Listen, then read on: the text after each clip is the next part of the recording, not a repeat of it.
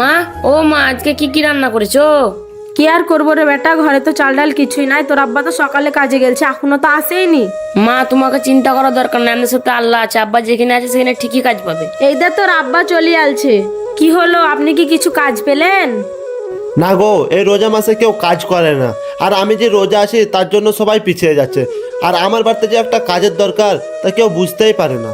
আপনি চিন্তা করিয়েন না, আল্লাহ আমাদের সাথে আছে। আর একবার চেষ্টা করেন, যদি কাজ পান আজকের ইফতারিটা হবে। হ্যাঁ আব্বা, মা ঠিকই বলছে, আপনি আর একবার চেষ্টা করেন যদি কাজ পেলেন। আচ্ছা আচ্ছা, ঠিক আছে, আমি তাহলে গেছি।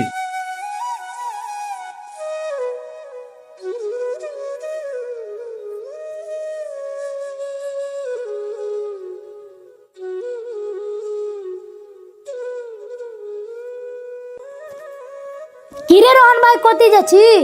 এই দারে ভাই, ওই দিকে গেছিলাম কাজের লেগিন। তো তুই কাজে লেগে গেছিলি, আমাদের বাড়িতে কিছু কাজ ছিল, যদি করে দিতি তো হতো। ও কাজ আছে, তাহলে আমাকে দেখান, আমি কাজ করে দিতাম। বেকার বাড়িতে ফাঁকা বসে আছি। কিন্তু তোকে দেখি মনে হচ্ছে যে তুই রোজা আছি। হ্যাঁ রে ভাই, রোজা আছি।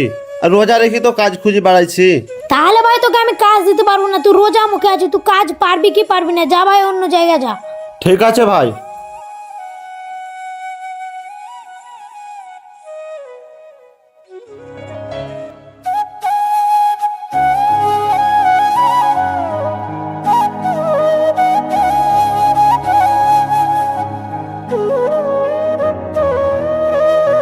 কি হলো, আপনি কি কিছু কাজ পেলেন না?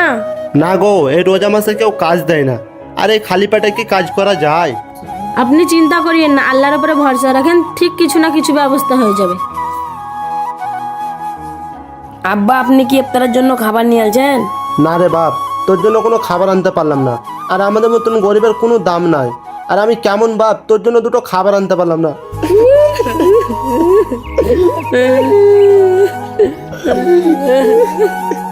আব্বা, তুমি কাঁদিও না, ঘরে দুটো শুকনা মুড়ি আছে, ওই দিয়ে আজকের ইফতার চালিয়ে নেবো।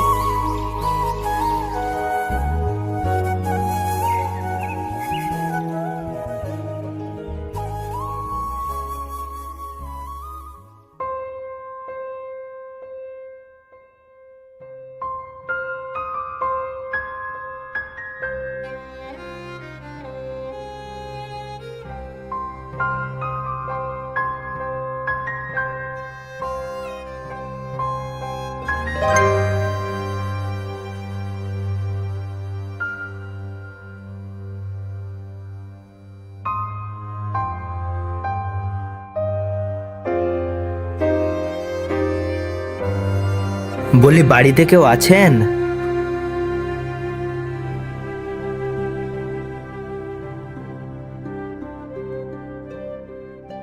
হ্যাঁ আছি তো, কি বলছেন আপনারা? আজকে রোজার দিন, তাই ভাবলাম আপনাদেরকে কিছু ইফতারের খাবার দিই। প্ল্যান ভাবি, কি ভাবছেন আপনি? না না, কিছু ভাবনি তো, কই দেন। আর আজ থেকে আপনারা এই রোজার মাসটা আমাদের বাড়িতে ইফতার করবেন।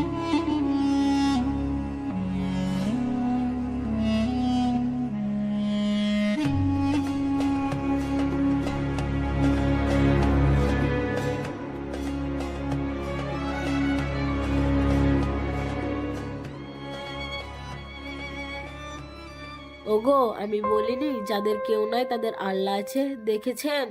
তুমি ঠিকই বলেছো, যার কেউ নাই তার আল্লাহ আছে। নাও, বিসমিল্লাহ বলে শুরু করো। তো ভিডিওটা দেখে আপনারা বুঝতেই পারলেন, এটাই সেই গরিবের গল্প।